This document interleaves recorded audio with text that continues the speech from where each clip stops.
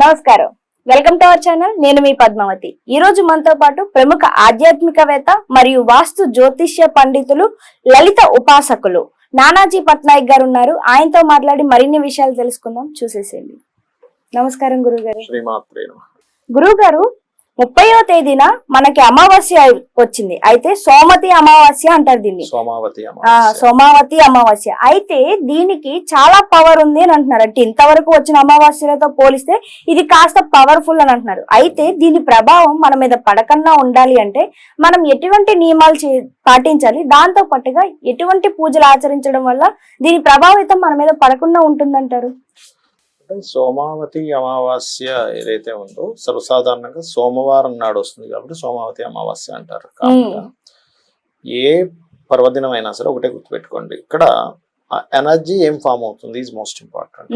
జ్యోతిష్ శాస్త్రం అంతా కూడా మీకు ఏ ప్లానెట్ ఎక్కడ ఉంటే ఏ యోగం ఏర్పడుతుంది, దాని ద్వారా ఎటువంటి ఎనర్జీ విశ్వంలో ఫామ్ అవుతుంది, ఫామ్ అవుతున్న ఎనర్జీని మనం ఏ రకంగా దాన్ని తీసుకుంటాం.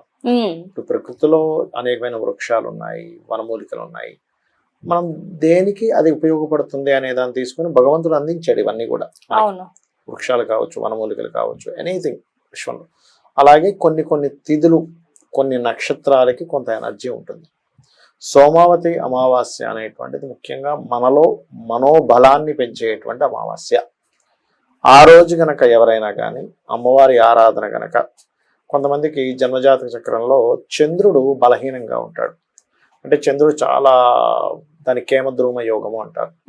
కేమద్రుమ యోగం అంటే చంద్రుడికి ముందు గనక ఒక 2 రాసులు ముందు 2 రాసులు వెనక ఏ ప్లానెట్ ఉండదు.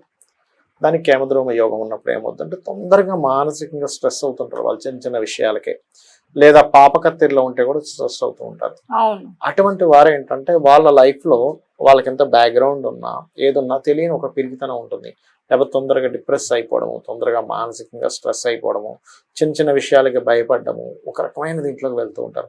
అలాంటి వారికి అమావాస్య వచ్చినప్పుడు ఏమవుతుంది, ఇంకా దాని ప్రభావం పెరుగుతుంది. వాళ్ళ మనసు ఇంకొంచెం ప్రభావితం అవుతూ ఉంటుంది. అలాంటి వాళ్ళకి అమావాస్యకి వాళ్ళు ఎంత పూజ చేసుకుంటూ ఉంటే అమ్మవారికి, అమ్మవారు మీరు లలిత అమ్మవారి దగ్గర కానివ్వండి, లేకపోతే మన ముఖ్యంగా పరమేశ్వరుడి దగ్గర పైన నెలవంక ఉంటుంది చూసారా. ఎప్పుడైనా సరే ఈశ్వరుడు ఆరాధన చేసిన, లలిత అమ్మవారి యొక్క ఆరాధన చేసిన చంద్రబలం ముఖ్యంగా పెరుగుతుంది. ఎప్పుడైతే చంద్రబలం పెరిగిందో, మనసు బాగుందో, మీకు ఎప్పుడైనా గుర్తుపెట్టుకోండి, ఏ పని అవ్వాలన్నా మీ మనసు బాగుండాలి. మనసు బాగోకపోతే కేవలం మీరు అన్నం కూడా తినలేరు. తినబుద్ధి కావట్లేదు అంటాం, సినిమా చూడలేము, అంటే మంచి మంచి ఎంజాయ్ చేసేవి కూడా చేయలేడు మనిషి. కష్టపడేవి పక్కకు పెట్టండి, ఎంజాయ్ చేస్తాము అట్లాంటివి కూడా చేయలేడు. ఇంకా దుర్బలంలోకి వెళ్ళిపోతాడు. ఎలాగా, చాలా మంది మీరు గమనించండి, మనసు బాగలేదు, డ్రింకింగ్ హ్యాబిట్లోకి వెళ్ళిపోవడం, అంటే ఇంకా వ్యసనాల్లోకి వెళ్ళిపోతాడు, ఇంకా దిగజారిపోతుంటాడు. అలా దిగజారిపోకుండా ఉండాలి అంటే ఆ మనసుకి బలం పెరగాలి.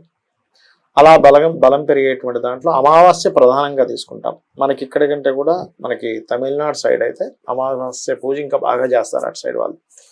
అందులో అమావాస్యల్లో ఈ సోమావతి అమావాస్య నాడు చలివిడి నైవేద్యంగా అమ్మవారికి పెట్టి దాన్ని స్వీకరించడము. అయితే ఎక్కువగా పౌర్ణమిలు పెడతారు చలివిడి, బట్ అమావాస్యకి కూడా సోమావతి అమావాస్య వచ్చినప్పుడు పెట్టవచ్చు. రెండవది, మీకు దగ్గరలో గోవులు ఏదైనా ఉన్నట్లయితే గోశాలలు, అందులో ముఖ్యంగా దేశీవాలి గోవులు, వాటికి ప్రత్యేకంగా బియ్యపు పిండి అని ఉంటుంది. అంటే బియ్యాన్ని పిండి చేసి అందులో కొంచెం లైట్గా ఈ బెల్లము తురిమి కలుపుతారు అందులో. ఎందుకు అంటే బెల్లము మూలంగా, బెల్లం కనుక గోవుకు తినిపించినట్లయితే వీళ్ళ జన్మజాతకంలో శని యొక్క ప్రభావం అస్సలు బాగాలేదనుకోండి, అంటే శని వీళ్ళ జన్మజాతకంలో పాపగ్రహాల మధ్యన ఉన్నాడు, అప్పుడు వీళ్ళ కర్మ అనేటువంటిది కూడా ఎలా ఉంటుంది, మనసు ఎట్లాగో దెబ్బతిన్నది, మానసికంగా దెబ్బతిన్నాడు, దాంతోపాటు వీళ్ళ కర్మ కూడా బాగోకపోతే వీళ్ళ లైఫ్ కంప్లీట్ స్పాయిల్ అయిపోద్ది. కాబట్టి సోమావతి అమావాస్య నాడు అమ్మవారి ఆరాధన చేసుకుంటూ గోవులకి బియ్యము పిండితో కలిపినటువంటి బెల్లపు చిన్న చిన్న తురిమిన బెల్లంతో గనక గోవుకు తినిపించినట్లయితే వీళ్ళకి ఎప్పుడు కూడా ఈ అమావాస్యకి దగ్గరలో పుట్టిన వాళ్ళు, చంద్రుడు పాడైన పుట్టిన వాళ్ళకి అమావాస్య అనేటువంటి చాలా నెగిటివ్ ఫలితాల దగ్గర రావడానికి, కొన్ని ప్రేతల దగ్గరికి రావడానికి, లేకపోతే కొన్ని నెగిటివ్ ఎనర్జీస్ దగ్గర రావడానికి తోడ్పడుతూ ఉంటాయి. ఇది ఎప్పుడైతే చేస్తారో వీళ్ళు 100% వీళ్ళకి ఆ ఎనర్జీ, అమ్మవారి ఎనర్జీ అక్కడ కనెక్ట్ అవడం వల్ల వీళ్ళు లైఫ్ అనేటువంటిది డిప్రెషన్కి వెళ్లకుండా తోడ్పడుతుంది. అది కాకుండా చంద్రుడు బాలైన వాళ్ళు చంద్ర దశ నడుస్తుంది అనుకోండి, వాళ్ళకి ఇంకా బాగా హెల్ప్ అవుతుంది ఈ రెమెడీ అనేటువంటి. చంద్ర దశ నడుస్తుంది, లేకపోతే ఇప్పుడు ఏలినాటి శని, అర్ధాష్టమ శని, అష్టమ శని, లేకపోతే రాహు మీద చంద్రుడు, ఇప్పుడు మీన రాశి వారు ఉన్నారు, వాళ్ళకి చంద్రుడి మీద రాహు నడుస్తుంటాడు ప్రజెంట్ గోచారంలో. అలా ఉన్నప్పుడు కూడా అపోహలు, అనవసరమైన అపోహలు, ఏమీ జరగకపోయినా ఏదో జరుగుతుందేమో, ఇలా అవుతుందేమో, అలా అవుతుందేమో అని ఒక అపోహలు ఉంటాయి. అటువంటివి కూడా క్లియర్ అవ్వడం జరుగుతుంది ఈ సోమావతి అమావాస్య వల్ల. చాలా మంది ఏం చేస్తారు, ఇంకొంతమంది తెల్లటి వస్త్రాలు కూడా దానంగా ఇస్తారు బ్రాహ్మణులకి. అది ఈ సోమావతి అమావాస్య ఉన్నప్పుడు తెల్లటి వస్త్రాలు ఇవ్వడము. ఇంకా బాగా స్తోమత ఉన్న వాళ్ళు ఏదైనా ఆలయాల్లో, టెంపుల్లో ప్రసాదాలు చేయడానికి అది బియ్యం బస్తా దాతగా వాళ్ళు ఏదైనా ఇవ్వడం చేస్తారనమాట. ఇంకొంతమంది ఈ సోమావతి అమావాస్య గనక ఎండాకాలం సమయంలో వస్తే మనకి చూడండి వాటర్ అవి పెడుతుంటారు చూసారా, చలివేంద్రాలు అని, అటువంటివి పెట్టడం ద్వారా కూడా చంద్రబలం పెరుగుతుంది. మరి గురువు గారు, అయితే అమావాస్య రోజు చంద్రునికి బలం తగ్గుతుంది అని అంటారు కదా, మరి అదే రోజు ఈ పూజ మనం ఆచరించడం వల్ల, మీరు చెప్పిన రెమెడీ వల్ల మనకి బలం చేకూరుతుంది, చంద్ర బలం అంటున్నారు. అంటే దీనికి దానికి కనెక్షన్ ఎలా వస్తుంది అంటారు? ఎలా వస్తుందంటే అమ్మా, ఇప్పుడు ఎనర్జీ తగ్గింది. ఉదాహరణకి ఇప్పుడు మీరు చిన్న ఎగ్జాంపుల్ చెప్తా చూడండి. ఒక వ్యక్తి ఊపిరి పీల్చుకోలేకపోతున్నాడు, పీల్చుకోలేనప్పుడు ఏం చేస్తాం, ఆక్సిజన్ పెడతాం. ఆక్సిజన్ పెడితే అడిషనల్ గా బయట నుంచి వచ్చింది ఒక ఎనర్జీ, మన దగ్గర లేదు. ఊపిరి పీల్చుకునేటువంటి ఎనర్జీ మనం కోల్పోయాం, శ్వాస పీల్చుకోలేకపోతున్నాం, ఊపిరి ఆడట్లేదు. అంటే మన ఆర్గన్స్ కానీ పని చేయట్లేదు, ఎక్స్టర్నల్ గా ఒక ఫోర్స్ వచ్చి మనం పెడుతున్నాం. ఇక్కడ అమ్మవారి ఆరాధన చేస్తున్నాం ఆ రోజు, నాట్ ఓన్లీ చంద్రుడు, అమ్మవారి ఆరాధన చేస్తున్నాం. శాస్త్రంలో ఏం చెప్పారు, తాటంక యుగలీభూత తపన ఉడుప మండల అన్నారు. అంటే తాటంకంలో అమ్మవారి తాటంకాలు ఏవైతే ఉన్నాయో, తపన మండలము, ఉడుప మండలము, అంటే చంద్రమండలము, సూర్యమండలం అమ్మవారి యొక్క తాటంకములు. ఆ తాటంకాలు చంద్రుడు, రవిగా చెప్పబడుతున్నాయి. అంటే ఆ చంద్రరవులు అమ్మవారికి తాటంకాలతో సమానం. అంటే ఆవిడ దాన్ని ఏదైనా చేయగలదు. దీని మీద ఒక చిన్న వృత్తాంతం కూడా ఉంది. ఒకసారి ఇలాగే కంచి కామాక్షి అమ్మవారి ఆలయంలో ఒక రాజుగారు వెళ్తున్నారు.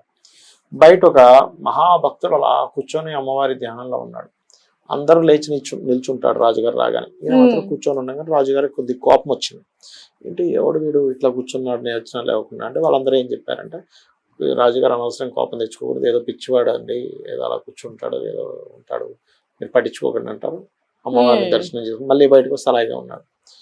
ఇప్పుడు ఇలా కాదని అతన్ని తట్టి లేపుతాడు.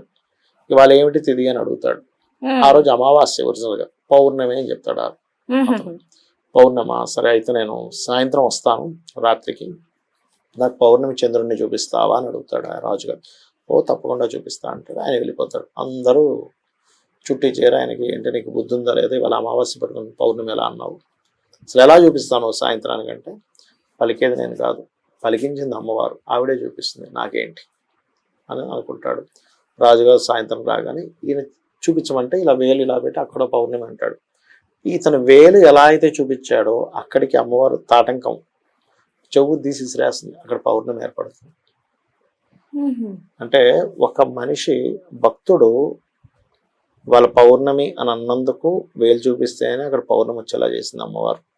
ఓకే, అలాంటిది అమ్మవారి ఆరాధన చేస్తే చంద్ర సంబంధించిన దోషం ఎందుకు పోదు అనేది ఆలోచించండి ఒకసారి.